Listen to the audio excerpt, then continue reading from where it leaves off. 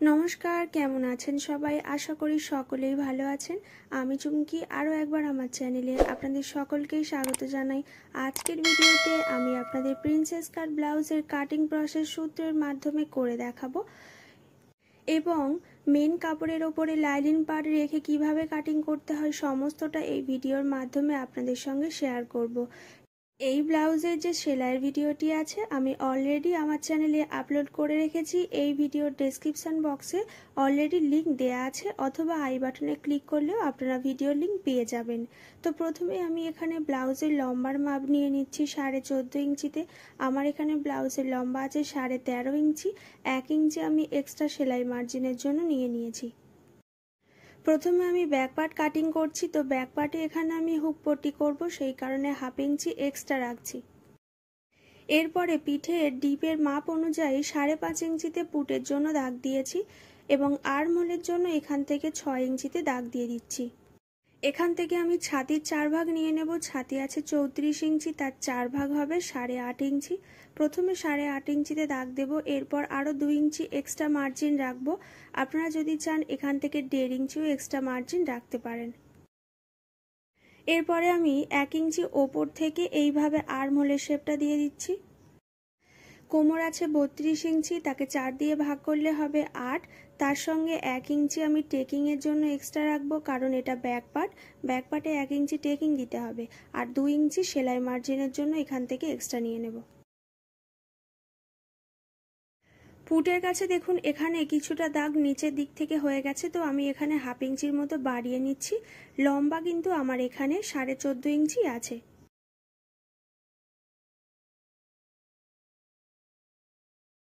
এখান থেকে গলার চওড়ার মাপটা নিয়ে নিচ্ছি 2 ইঞ্চিতে এবং ব্যাক পার্টের পিঠের লম্বার মাপটা এখান থেকে নিয়ে নিচ্ছি 9.5 ইঞ্চি।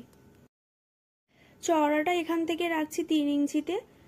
এরপর ওপর থেকে এইভাবে স্ট্রেট লাইন কেটে পিঠের শেপটা দিয়ে দিতে হবে।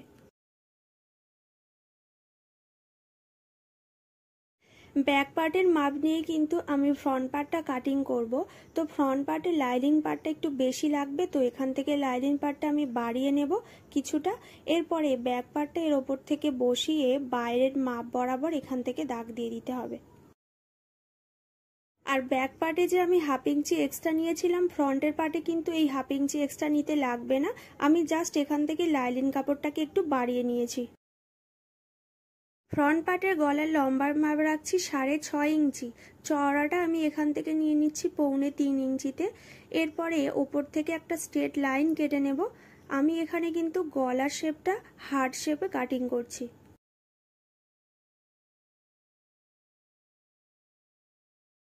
ব্যাক পার্টের ছাতি থেকে এখানে কিন্তু ছাতির মাপটা একটু বাড়িয়ে নিতে হবে। আমার এখানে ছাতি ছিল 34 ইঞ্চি, তার 4 ভাগ হচ্ছে 8.5। 1/2 ইঞ্চি আমি এখানে এক্সট্রা রাখছি, যেহেতু এটা প্রিন্সেস কাট কাটিং করব।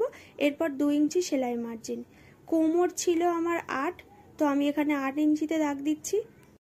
সেলাই মার্জিনের জন্য এখান থেকে 2 ইঞ্চি এক্সট্রা নেব, যেমনটা ওপরে নিয়েছিলাম।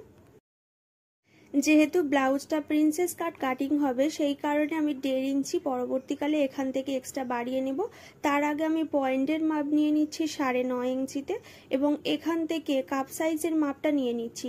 তো কাপ সাইজের মাপ নিতে গেলে যা ছাতি থাকবে তাকে 10 ভাগ করব, তার 1 ভাগ এখান থেকে নিয়ে নেব। এখান থেকে আমি কাপ সাইজের মাপ রাখছি 4.25 ইঞ্চি। এখানেও 4.25 ইঞ্চিতে দাগ দিয়ে এই দুটো দাগ প্রথমে এইভাবে মিলিয়ে নেব। এরপরে এখান থেকে 1.5 ইঞ্চি দূরত্বে টেকিং এর জন্য দাগ দেব। তো এখানে 1.5 ইঞ্চিতে দাগ দিয়ে পয়েন্ট থেকে এই দাগটা এইভাবে শেপ দিয়ে মিলিয়ে নেব। এরপর পয়েন্ট থেকে এই দাগটা হালকা রাউন্ড শেপ দিয়ে আর্মহোলের কাছে এইভাবে মিলিয়ে নিতে হবে। প্রিন্সেস কাটের যে কাটিংটা আমি করব, সেলাইয়ের জন্য আমি ছাতির কাছে 1/2 ইঞ্চি বাড়িয়েছি, কিন্তু কোমরের কাছে যে 1.5 ইঞ্চি আমি টেকিং এর জন্য দাগ দিয়েছি, তার জন্য কোমরের কাছে আরো 1.5 ইঞ্চিতে বাড়িয়ে দাগ দিয়ে দিলাম। এরপরে দাগ বরাবর লাইনিং কাপড়টাকে কাটিং করে নিতে হবে। এই ধরনের আরো নতুন নতুন প্রিন্সেস কাট ব্লাউজের কাটিং এর ভিডিওর লিংক আমি এই ভিডিওর ডেসক্রিপশন বক্সে অলরেডি দিয়ে রেখেছি। এরপরে চলে যাচ্ছি হাতার পাটে।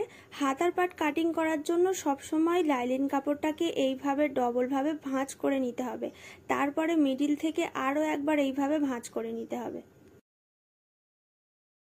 লম্বার মাপ প্রথমে নিয়ে নেব, যা লম্বা থাকবে সবসময় তার থেকে 1 ইঞ্চি এক্সট্রা নিতে হবে।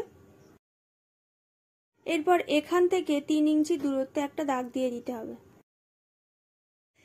এখান থেকে আরও একটা মাপ নিতে হবে। আমি ব্যাক পার্ট থেকে মাপটা নিয়ে দেখাচ্ছি। 2 ইঞ্চি যে এক্সট্রা নিয়েছিলাম, এই 2 ইঞ্চিটা আমি প্রথমে বাদ দেব। এরপরে শোল্ডার থেকে টেপটাকে এইভাবে রাখবো এবং আড়াআড়িভাবে রেখে এই পর্যন্ত যে মাপটা আসবে সেই মাপটা নিতে হবে। আমার এখানে আসছে 6.25 ইঞ্চি, এখানে 6.25 ইঞ্চিতে দাগ দেব। তারপরে যে 2 ইঞ্চি সেলাই মার্জিন রেখেছিলাম, এখান থেকেও 2 ইঞ্চি সেলাই মার্জিন নেব। মুহুরি যা থাকবে তার হাফ এবং তার সঙ্গে আরও 2 ইঞ্চি এক্সট্রা সেলাই মার্জিন।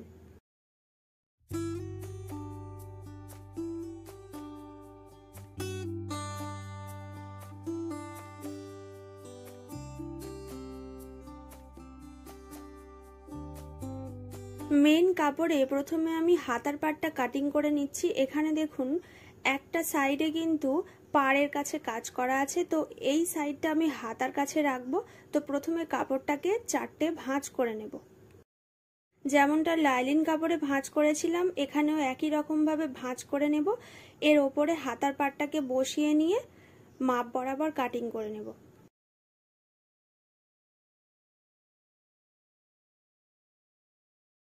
এরপর যে এক্সট্রা কাপড়টা থাকবে সেটা থেকে সমস্ত ব্যাক পার্ট এবং ফ্রন্ট পার্ট কাটিং করব। তো ব্যাক পার্টে যেহেতু আমি এখানে হুক পট্টি করব, এখানে আমার কাপড় কিছুটা কম আছে, সেই কারণে আমি মিডিল থেকে কাপড়টাকে এখান থেকে কাটিং করে নিচ্ছি। এরপরে একটা সাইড আমি এই দিকে রাখবো এবং উল্টো সাইডটা আমি ঘুরিয়ে নিয়ে আর একদিকে রেখে দেব। সবসময় কিন্তু এই রকম কাটিং এর সময় দুটো পার্ট দুই সাইডে রেখে কাটিং করতে হবে।